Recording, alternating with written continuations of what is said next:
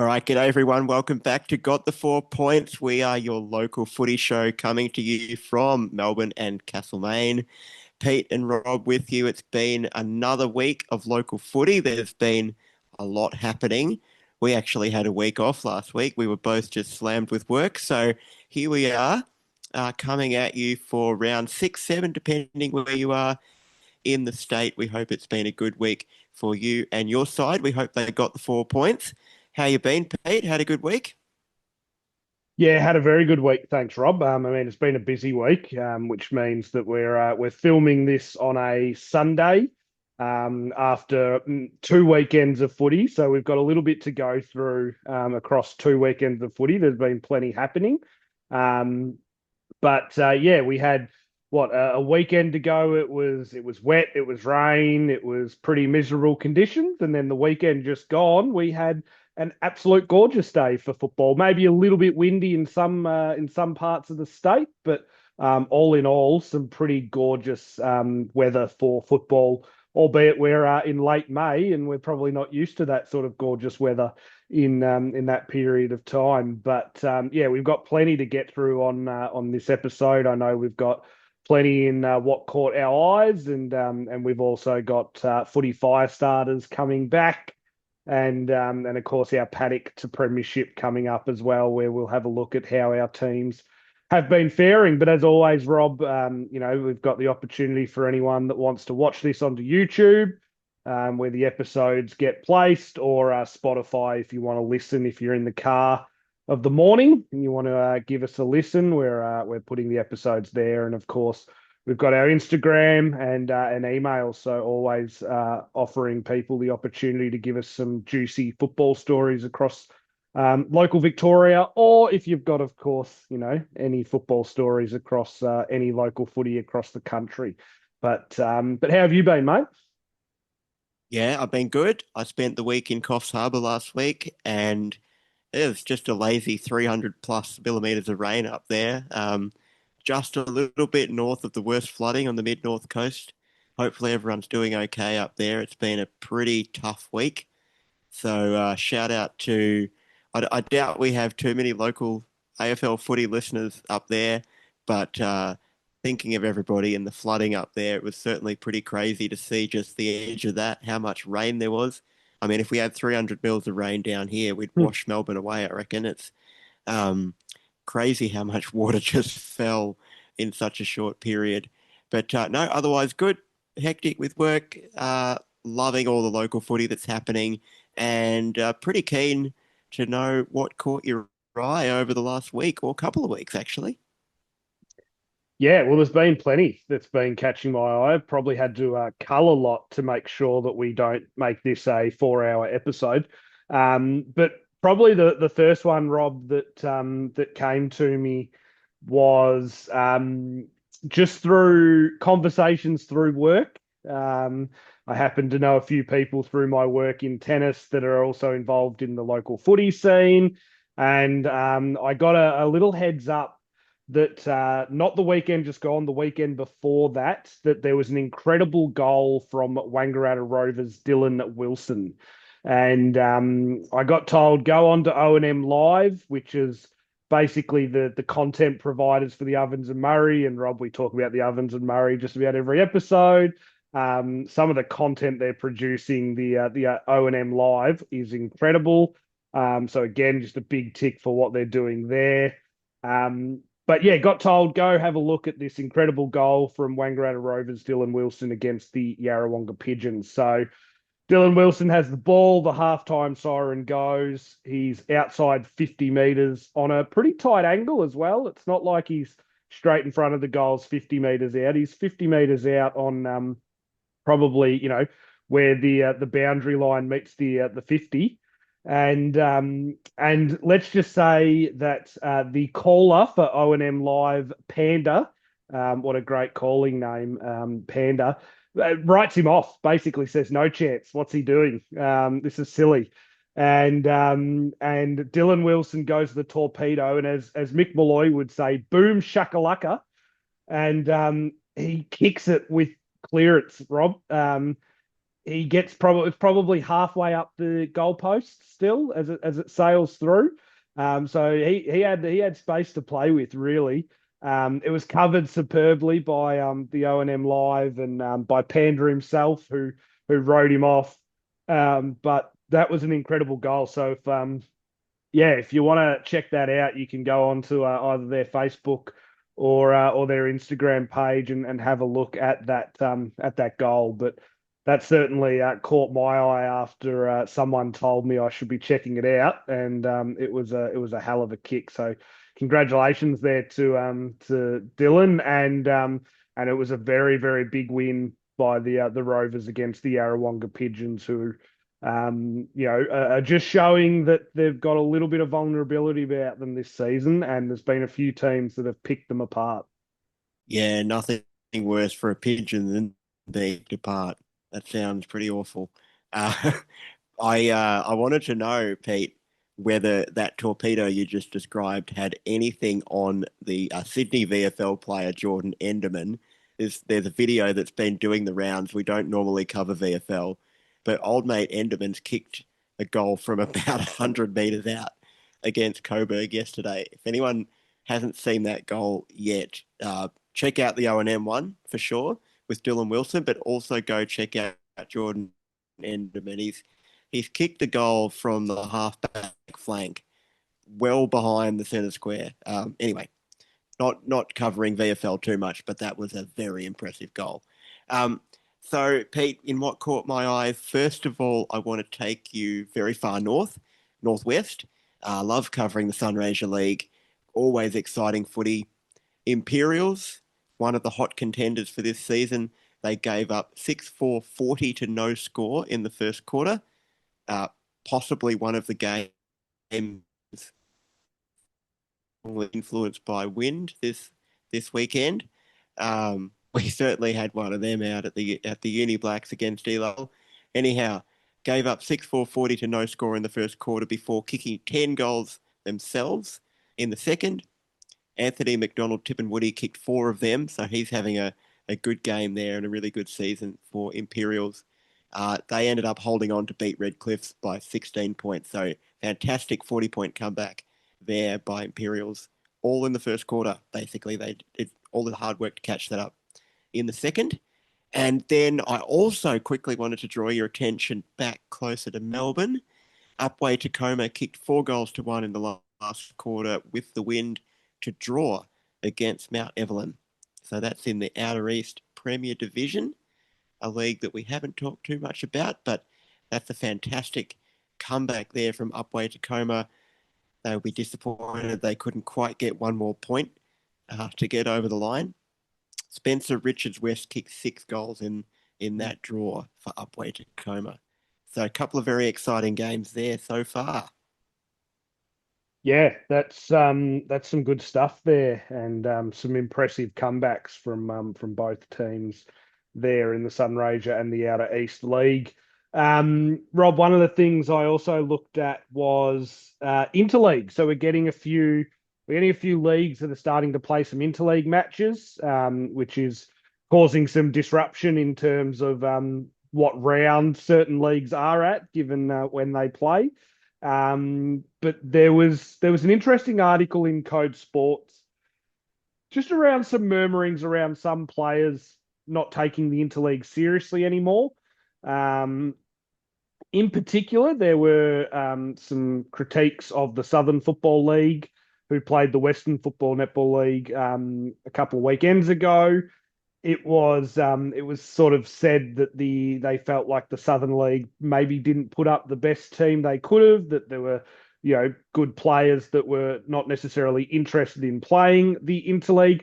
I sort of thought it was a little bit harsh. I saw all of this hoo-ha about the weakness of the team, and I looked at the result, and the Southern Footy League lost by maybe like 10, 12 points to the Western Footy League. So I was sort of like, well, maybe it's a little bit harsh, but I did think it was interesting that some people, feel like Interleague has maybe lost its way a little bit. So I was interested, Rob, in sort of what your vibe is on Interleague currently, and if you think there's any league incentives or team incentives that could be offered to to try and make it somewhat more tantalizing for a player to actually participate in. Do you think that this is just a an example of now there's more coverage of local footy that we're getting it sort of out in the open that people don't take into league too seriously? Because I've got to be honest, I feel like this has perhaps been around for a while. I reckon there's quite a few people that haven't been taking interleague seriously for some time. Like, I reckon a lot of people see it as a chance for a week off.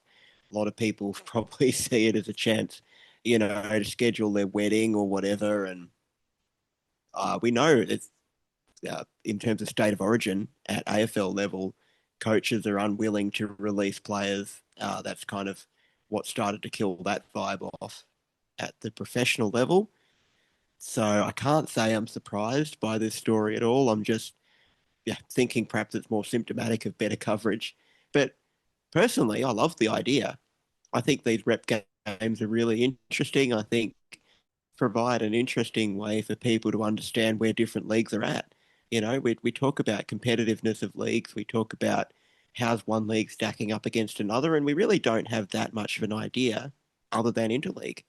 So I do like it for that, and I like it for the sentimentality of rep football. I think it's exciting for players to be picked, and I know, having said that some don't take it seriously, I also know that there are many others who take great pride in being offered a rep jumper, an interleague jumper, and they wear it with great pride and do really, really well. So I don't really know what there could be in terms of incentives for teams.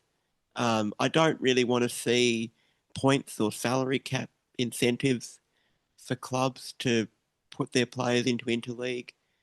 I seriously think, given year to year and all of the other things that clubs have got to think about, it's probably just got to be an honesty system. It's just got to be, who wants to play and is picked gets a go. If somebody really doesn't want to for whatever reason, I'm not sure there's much we can do about that. There's always going to be injuries. There's always going to be people that aren't interested for whatever reason. And there's always going to be probably rogue coaches that want to pull somebody out at the last minute. I don't know. I'm just not sure there's too much fiddling that could be done. What about you? What do you think? Yeah, no, I tend to agree. Look, I thought it was interesting because I didn't necessarily think there was anything really broken with the interleague system, but mainly because I think probably to your point, I think this has been happening for years on end, really. I don't think this is a new problem that's being found, and I think it's peaks and troughs. Sometimes you have a group of really talented players in a league that aren't interested in rep league footy. Then 10 years down the track, you've got a group of really talented players that are interested in rep league footy, and it sort of shifts like that. So I just thought it was interesting that it was being raised. I know that Ovens and Murray and Goulburn Valley played each other across the weekend in their interleague. Haven't really heard too much as to what's come out of that. The only incentive I could think of from a league/team perspective, which is just one of those real fanciful ideas that I get, like changing the scoring of the AFL system to make games more entertaining. But is you have your rankings, and basically year on year, I think as they've done before, your one and your two play against each other to determine the top league, three and four, five and six, and then you basically have a promotion relegation sliding scale via that. My only thing is that maybe the number one ranked team. I don't know how. I will preface this by saying I don't know how you would work this with schedules and fixtures and all of that, but my theory would be the number one ranked league maybe gets to play their grand final on the MCG. Maybe the number two league gets to play their grand final on Marvel. Maybe the number three gets to play their grand final at Whitten Oval. I don't know. Yeah, you start to offer up some of these big ovals and sort of prestigious areas as something that might be an incentive for Ovens and Murray, let's say in the one versus whatever league, the Ballarat Footy League number 2 and sort of go, well, we want to play our grand final next year on the G. So we want to be we want to win this, and so we're actually going to really drive the teams to put in a good squad so that we can get access to the G. I don't know. That's just one thing that came to my mind. That's a great idea. I love that. I think that actually would be a really good incentive. Um, and I'd love to see leagues vying for it. I also love the idea of the interleague grand final, like the top two leagues battling each other to be a curtain raiser to an AFL game at the Mm, MCG. How good would that be?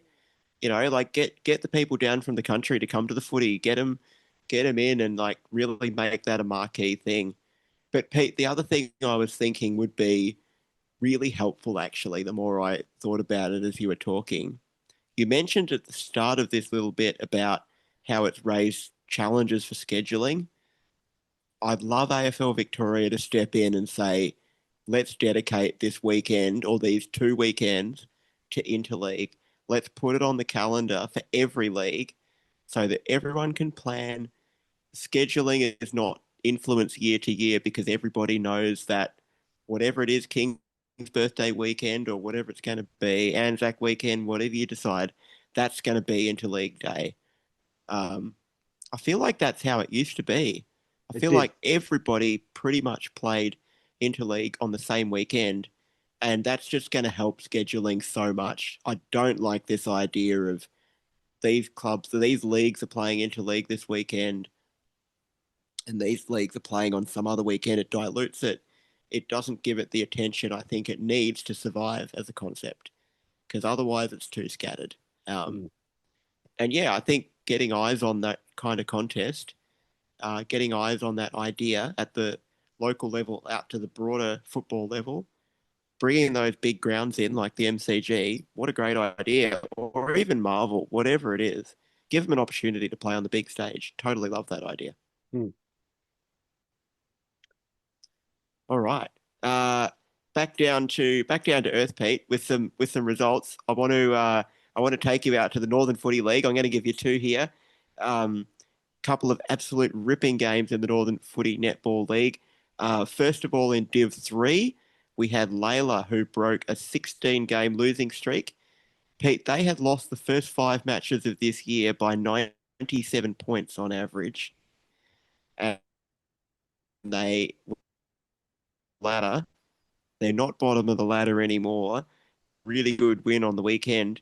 And Pete, it was on ball night. And we all know that you do not lose on ball night. And this is fantastic to see that even a club that's had such a rough start to the season, they got together, they had a crisis meeting. They said, boys, we do not lose on ball night. And they didn't lose on ball night. I love that. That's just absolute gold from Layla. So well done, the Bloods. Second Northern Footy Netball League game I want to take you to was North Heidelberg. They took on South Morang on the weekend. We've talked a little bit about South Morang, the headline recruiting of Noah Cumberland, who hasn't necessarily had the best start to the year. Pete, this was an absolute classic of a game. Wind affected again. South Morang kicked 8 goals in the second quarter to get out to a very handy lead at halftime. That was matched by North Heidelberg with an 8 goal third quarter to really get the game back on level terms after what was, by all reports, a pretty searing address at halftime from the coach. Um, Josh Lansfield kicked 5 goals for South Morang in a desperate effort to keep them in the game. They haven't won a game yet, coming up from Div 2. And unfortunately, despite being in front by a point in the dying seconds, Zane Suleiman has kicked a goal after the siren for North Heidelberg to win them the game. He's a youngster, Zane Suleiman, childhood dream at any level to kick a goal after the siren and win the game for your team. Heartbreak for South Morang, who would have thought they finally had broken the drought for their first Div 1 win. Not to be. They remain winless. And yeah, North Heidelberg celebrating that one. Mhm. Pretty epic couple of games there in the Northern Footy Netball League. Yeah, there's some massive games there, and yeah, winning your first game on ball night, Oh, geez, I'm not sure they're even going to be able to roll into this into the weekend just gone. That's going to be quite difficult. They might still they might still be out on the town in all They honesty, might be. Yeah. but good on them. That's really good to hear. So we certainly love hearing of teams winning on ball night. But Rob, another one that unfortunately close but no cigar type story, but the Rushworth Football Club, they had no senior team playing in 2023. The club was potentially on the verge of folding. Things looked really, really dire. Well, it's incredible that in that league, Murchison Talamba are, the powerhouse in that league, have been the powerhouse in that league for a long time, on a 23 game winning streak. Rushworth coming back, trying to rebuild their program. On the weekend, or a couple of weekends ago, off the back of a 6 goal third quarter, the Rushworth Football Club got incredibly close to knocking off Murchison Talamba. Ended up going down, unfortunately, by 9 points, but really pushed, as I said, what is the form team of that competition for the last couple of years. Um, I can only imagine the celebrations that would have been happening there in Rushworth had they managed to get the job done. They've won 2 games this season off the back of 5 wins in 2024. We've mentioned it before around teams that are coming back from recess. Now, as I said, Rushworth not necessarily in full recess, but they certainly didn't have a senior team in 2023. So in a way, they are sort of coming back. It's so good to see teams that are coming back from nothing and having some success, having some sustainability. I know we've spoken a lot around Corowa Rutherglen. Melton South is one of those teams that has transferred leagues to try and have their viability continue. And I know that they've caught your eye, and I'm sure you'll talk about them in a second. But yeah, I think it's really great to see these teams coming back. And I know that you've also got something else that's caught your eye around things and teams coming back that I think links really well with probably a theme we've had throughout our podcast around these teams and clubs that are trying to make their way and come back in, especially Corowa Rutherglen and Rushworth are doing really well on that front as well. So let's hope they might be the team that later in the season does stop that Murchison Talamba run and really puts a cat amongst the pigeons. Yeah, no, that's a great story. Pity for Rushworth. They couldn't get over the line, but very promising signs. We know that there is redemption possible, as you said, Melton South, absolutely.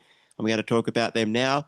I'm going to give you my last two, Pete, because I've just seen on the notes your final, what caught your eye, and I want you to finish this segment with that one. So let me give you these two, and uh, I'll tell you about Melton South. We have mentioned them a few times.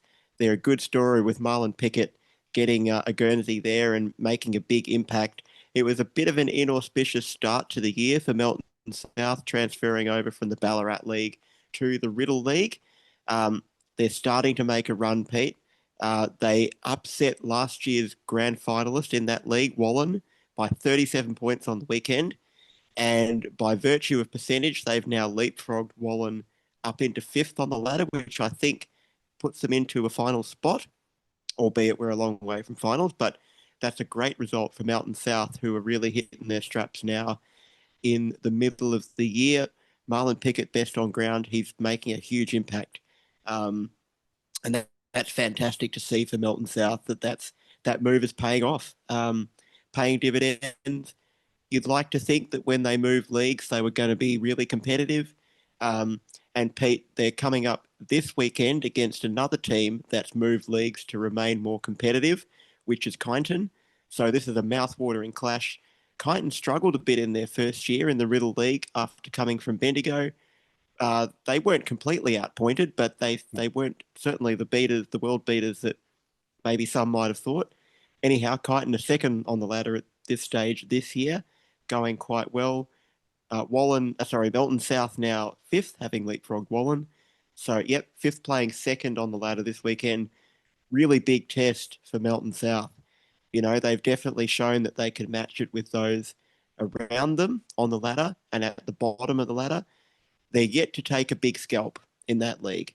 So this is their chance. And I think on the back of that win over Wallen and with Pickett firing on all cylinders, I think Kyneton might be looking over their shoulder a little bit at Mhm. that one on Saturday.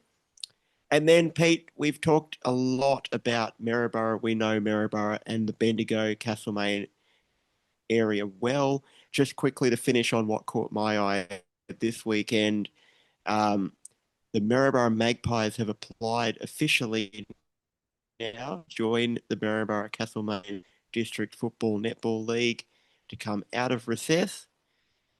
They are in recess this season after dropping out of the Bendigo League at senior level, albeit their juniors are still in the Bendigo League. Um, Now, for the viability of that club, they have decided that there's no point them trying to re-enter the Bendigo League. The club statements say that they are cooked, really. If they try and enter the Bendigo League, there's not enough numbers or interest or talent. Um, but they do think that they have a strong case to be competitive in the Maryborough Castlemaine League. They think there is enough players in that town to have a second club based in the town of Maryborough in the Maryborough Castlemaine League alongside the Giants, who were formed from the merger of Royal Park and Rovers a couple of years ago.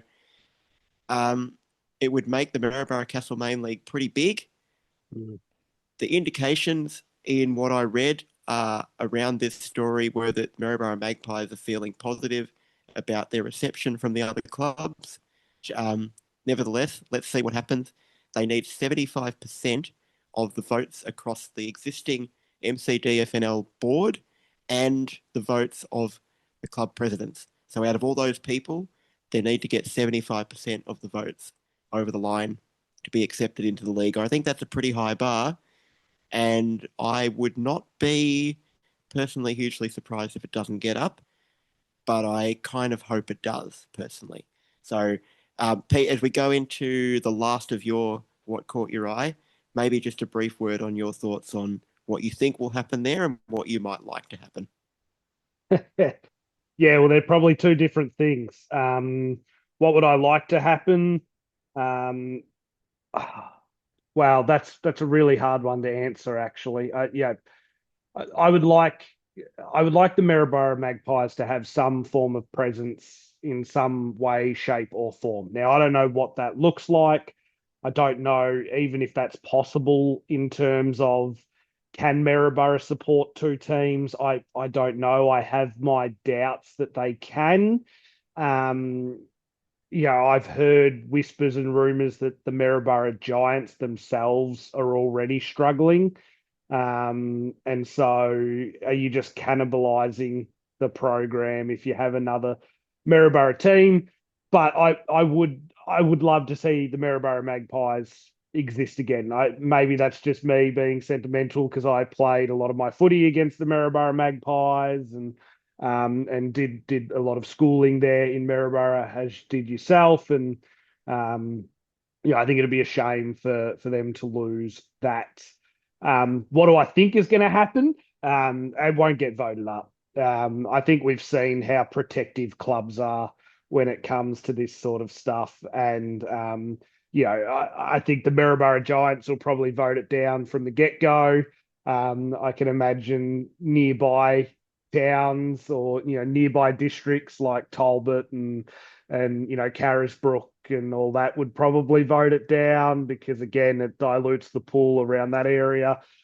It adds another potential competitor in terms of trying to recruit and resource. So at 75%, I don't think it would get up. I think even from the Castlemaine side, maybe clubs like Campbell's Creek and the like would potentially vote it down as well.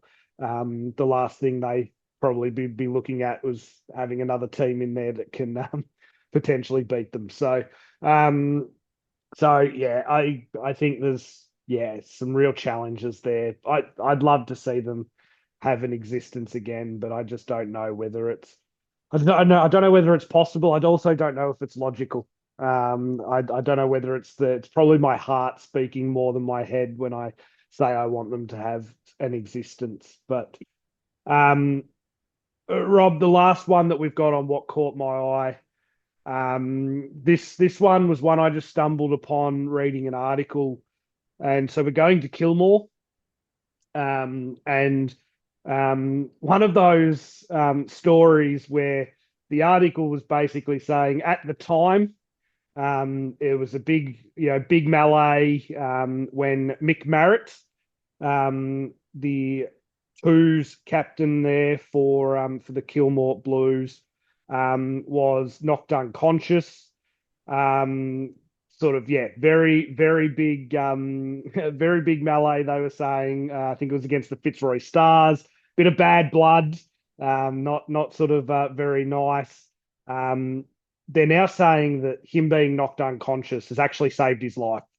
So he goes in, um, and they find a 7 centimeter tumor on his brain that night, and 4 days later he's undergoing surgery.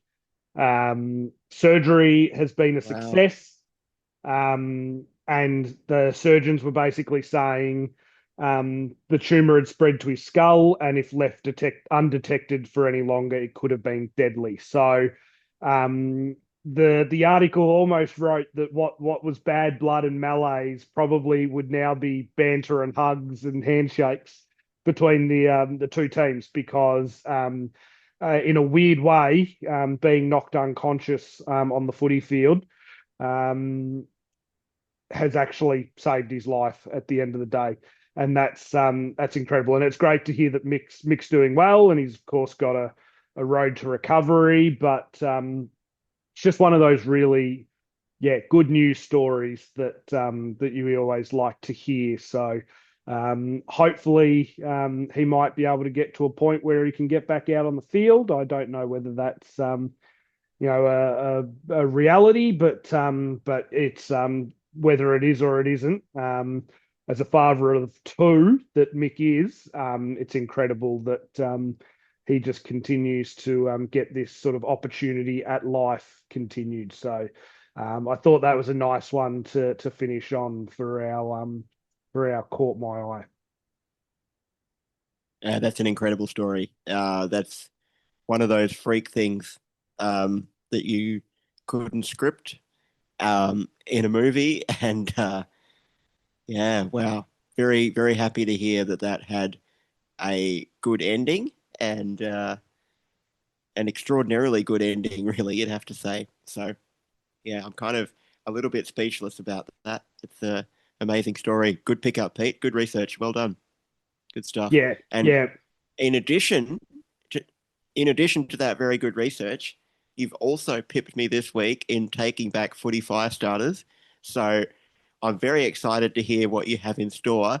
My understanding is that this is something that you've been asked to cover for some time, and you're going to finally do this segment justice.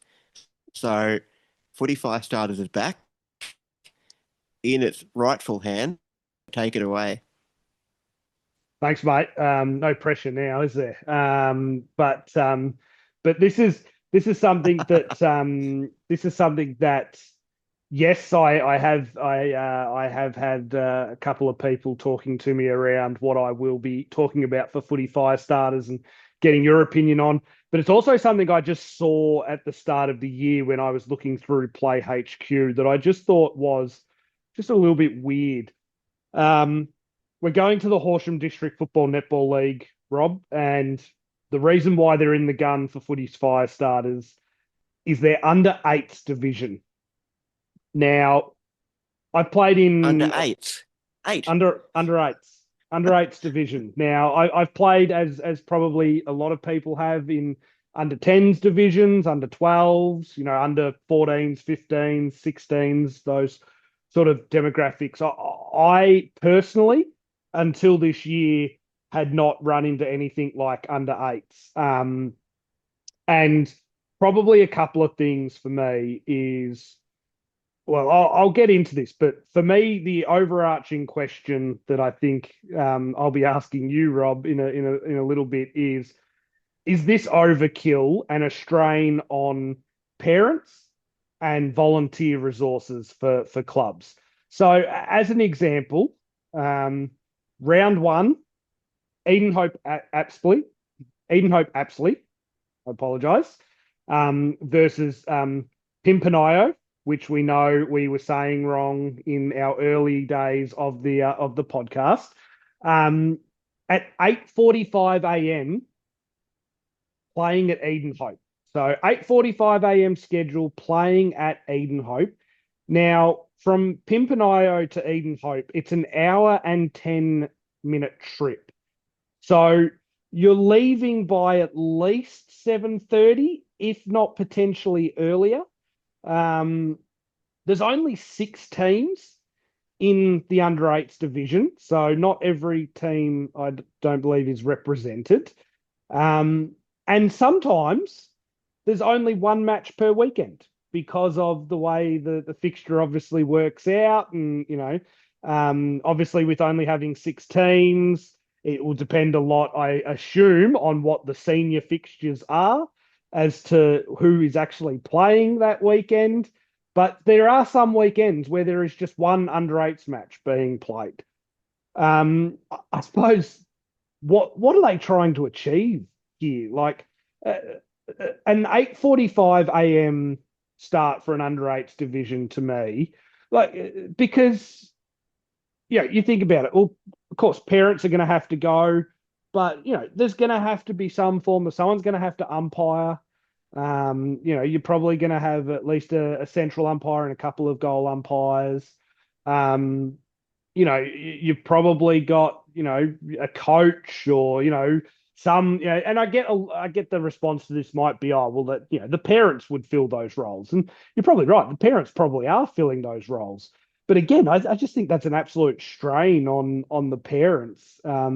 If you are a parent that has a child in the under eights division, um, you're leaving at 7:30 in the morning to potentially get to some of these matches by 8:45. Now, let's say you have no other involvement at the club. You are just legitimately your son or daughter is involved in under eights, and that's it. So then, you're leaving at 7:30 in the morning, you play at 8:45, and then you're done for the day and you're off.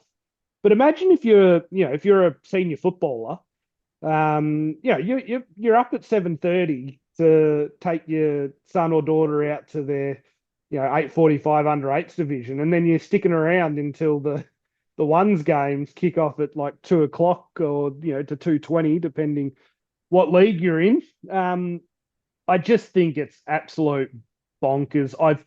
I've heard from sources, and I won't name names, but you are right. I have had a few people telling me to cover this, but I've heard from sources that it's maybe a well-intentioned idea, but at the end of the day, it's just not, it's not feasible the way they think it might be feasible. And I just don't understand what this is actually achieving. I know previously they used to do some sort of like Auskick matches during the halftime of the seniors game. I've heard from some people, again, sources, that was incredibly popular because you came down, it was a decent time, you played during that halftime break, you were done, finished, and then you could stay and watch the rest of the game, or you could leave and go.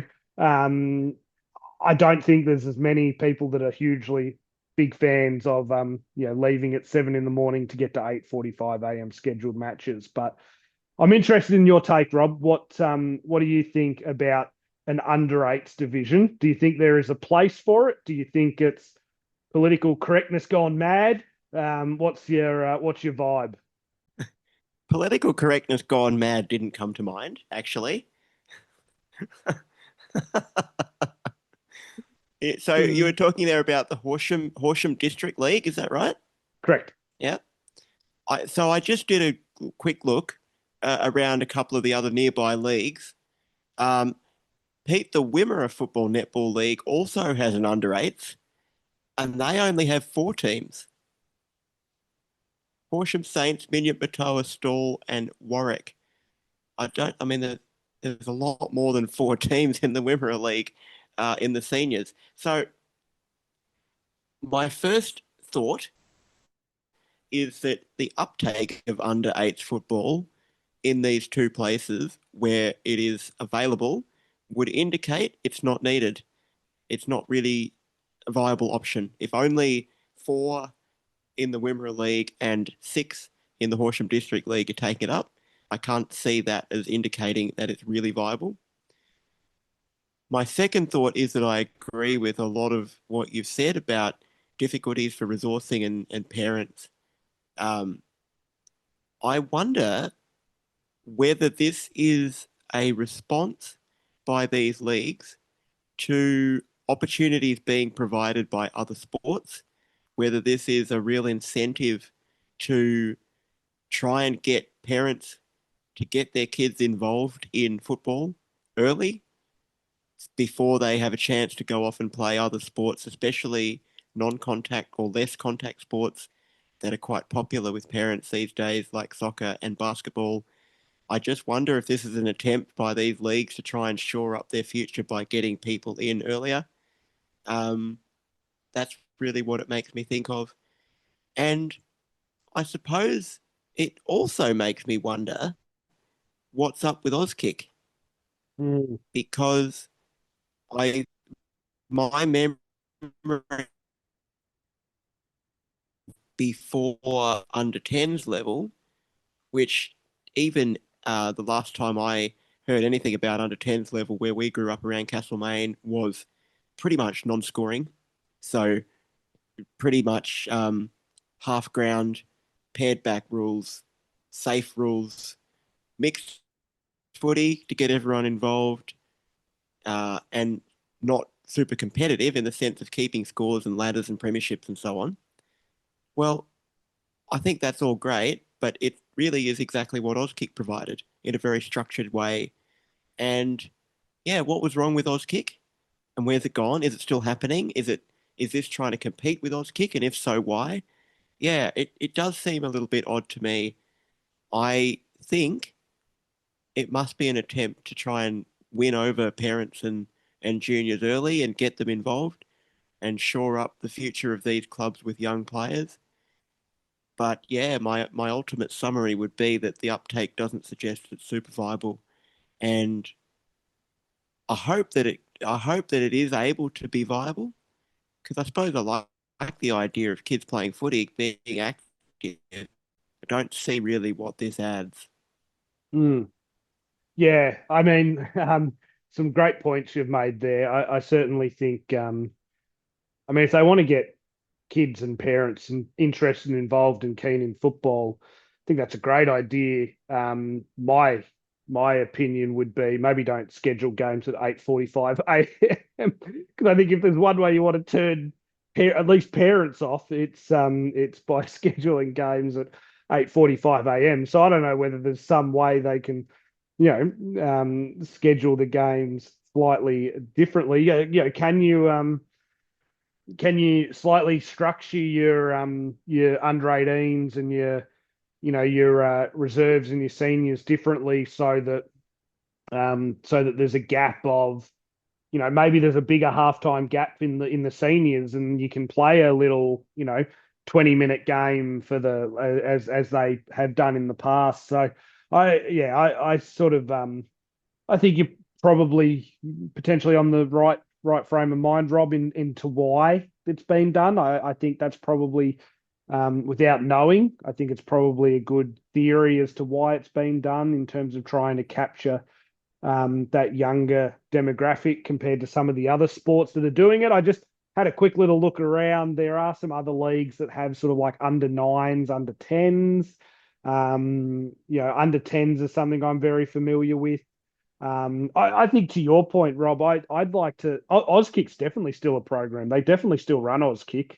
I'd like to understand how Auskick couldn't play a role here from an under eights perspective, as opposed to having a dedicated division to under eights, which to me just doesn't seem to have a lot of, you know, theory behind it. I don't know. Maybe we need to go watch one of these under eights games to get an understanding of what it actually is and what they're actually doing. Or maybe I can just get my sources to give me some more information as to what it actually looks like. But yeah, I think it's interesting. I'm intrigued to understand maybe what other junior leagues are doing across the state. Um, are there other leagues that have got under eights? Are they finding similar struggles, or do other leagues have that traditional sort of more under 10s, 12s, sort of 14s pathway? So yeah, I think there's a few interesting elements there around this under eight division. I think there are some other potential points. Um, One would be that families involved in local footy and netball um, may actually find that this is a great way to get the younger kids involved in a way that wasn't happening earlier. So maybe it's possible that, family with a few kids um, have got a young one that's coming along, the older one's playing under 12s, under 15s, um, you know, dad's playing footy, mum's playing footy or netball. Like people are involved in the club, but the young one was sort of having to sit in the car or whatever. And maybe having a dedicated option for them early on is great. And I can well understand that there could be very strong support for it amongst the right kind of people. So I think that should be said. And I also just want to say, like, I'm super, super supportive of getting kids involved in footy from whatever age they want to get involved. I think that's awesome. I'm just not sure that a structured division within these clubs is the right way to go about it. As you've already said, Pete, I agree with you. Um, but if it can work, if leagues can show that it can work and be sustainable across more clubs than are taking it up currently, I'm happy to be convinced otherwise. But yeah, it doesn't look like quite the right thing yet. And I was thinking about what you're saying about 8:45 starts. My memory's right. When we used to play junior footy in Castlemaine, the under 10 started at 8:30. So I don't think this is that new because they used to play that junior program. The under 15s definitely was the last game in the Castlemaine Junior League, and it wasn't 2 p.m. It was Hmm. it might have been 11 that game started, and it was all done and dusted, so we could go and watch the Castlemaine seniors play if we wanted to. Like Hmm. this was, I don't think I agree that in the country leagues with a big drive, it's very early, but I don't think it's unprecedented that parents have had to drive for early starts like this. No, you're certainly right. It's not unprecedented, the early start. I think it's probably that drive time factor that I put on top of it as well. Just I mean, we played in the Castlemaine District Footy League where, your furthest trip was probably, half an hour, if that at times, and that 8:30 start was often a lot easier than what it is for some of these towns that are located an hour plus away. I just think also, um, I think that pattern's changed to a degree. I don't think you know I don't think parents probably do that quite as much as what our era of parents probably did.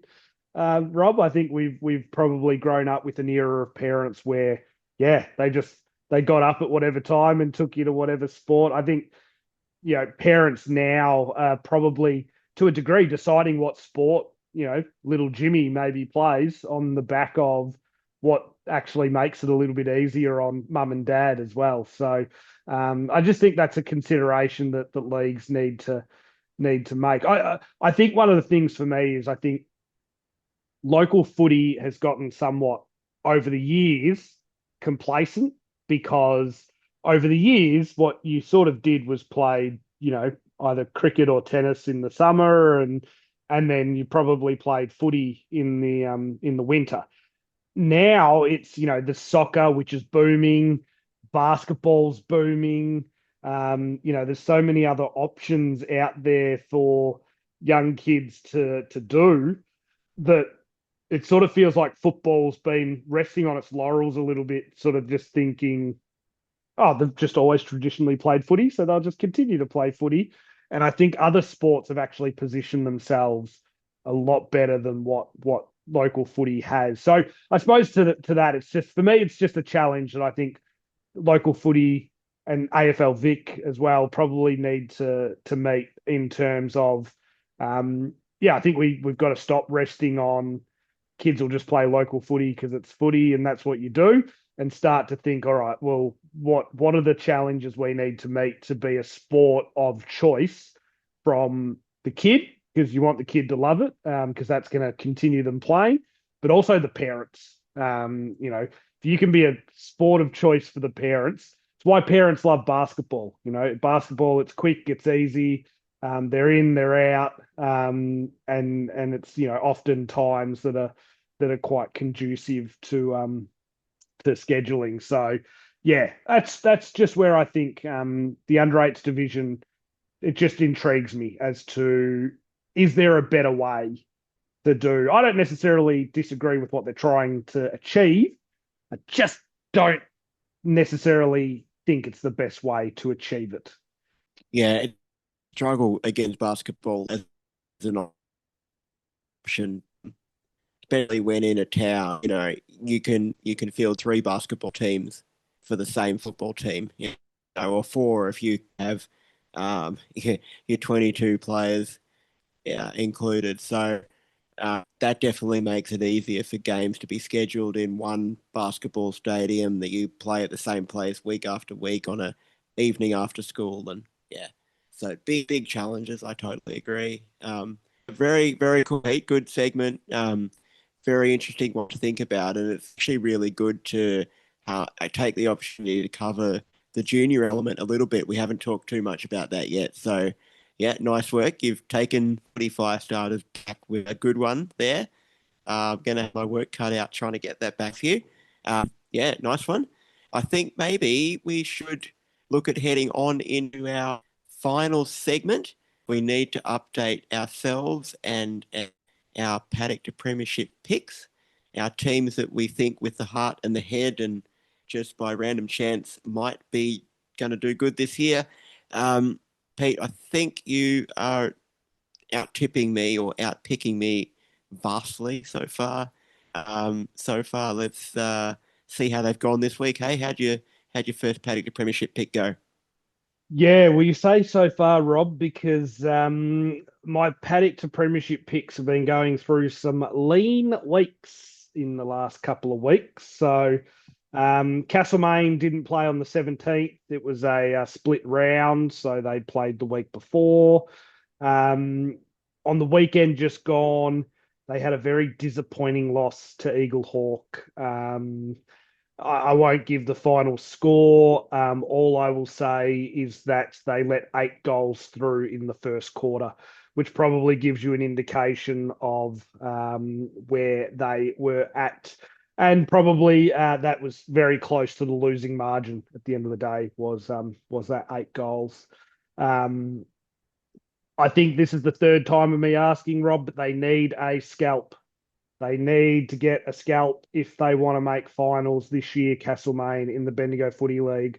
What started off really positively is turning into a little bit of a, oh no, here we go again moment. They have Strathfield Say coming up this weekend as their next opportunity. Now, they did beat Strathfield Say, I believe, last season. It was the first time they'd beaten Strathfield Say in quite some time. Surely they've got to take a bit of confidence into that, and they've got to get a win on a team above them on the ladder. You can't make finals just beating the two teams below you on the ladder and not winning any other games. So it's almost, I'm not quite there, but I'm very close to almost labeling it a must win. I won't quite do it yet, but maybe by the time the weekend rolls around, I will be saying it is a must win game. Yeah, the Bendigo League isn't quite small enough yet to make the finals by only beating the two teams below you. Close, nearly, but not quite. So let's hope Castlemaine can get the win.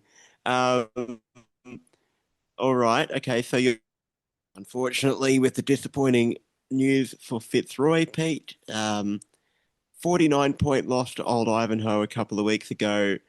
68-point loss to Old Trinity on the weekend. I think it's symptomatic, Pete. It shows that they really are way behind the top contenders in Prem B. There was some hopeful signs. There was a reasonably tight loss against Old Camberwell, and there was a shellacking of bottom of the ladder Hampton Rovers. So there was hope for Fitzroy.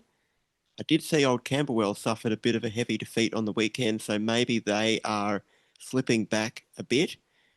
Anyway, focus on Fitzroy. They're clearly in trouble.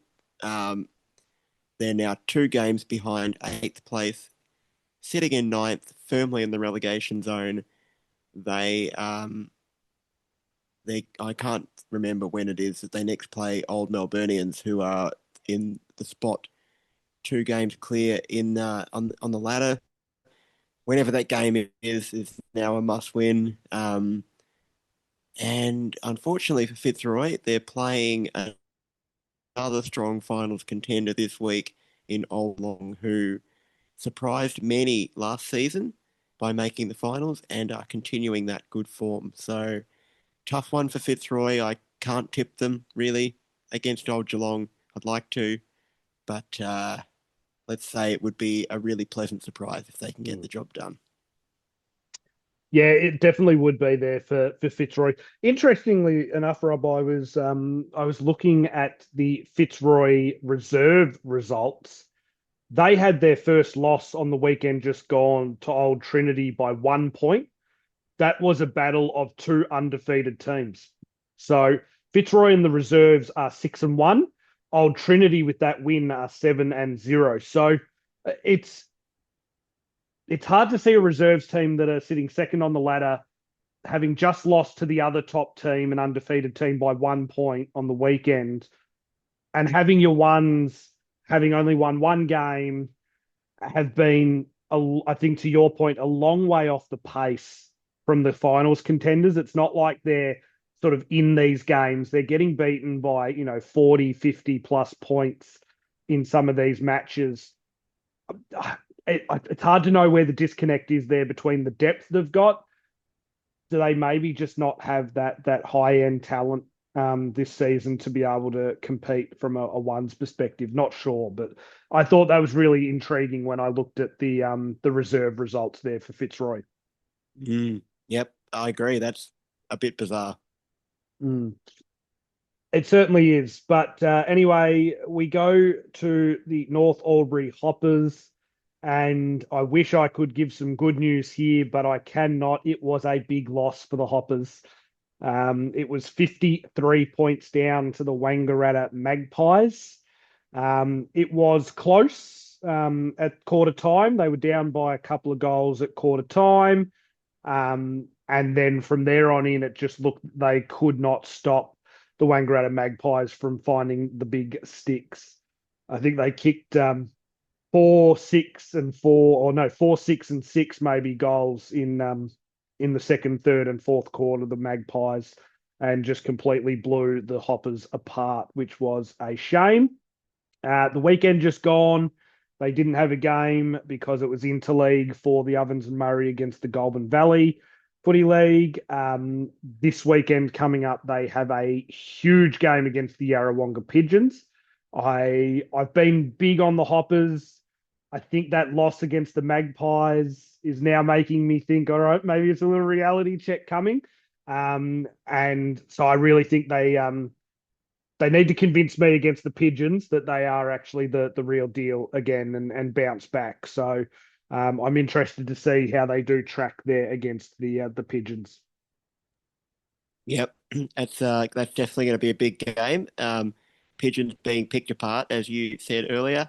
All right, Pete. Coringal, I'll give you my second Paddock to Premiership. Look, it was their closest result so far. They lost by 16 points to Hastings. Pretty low scoring affair.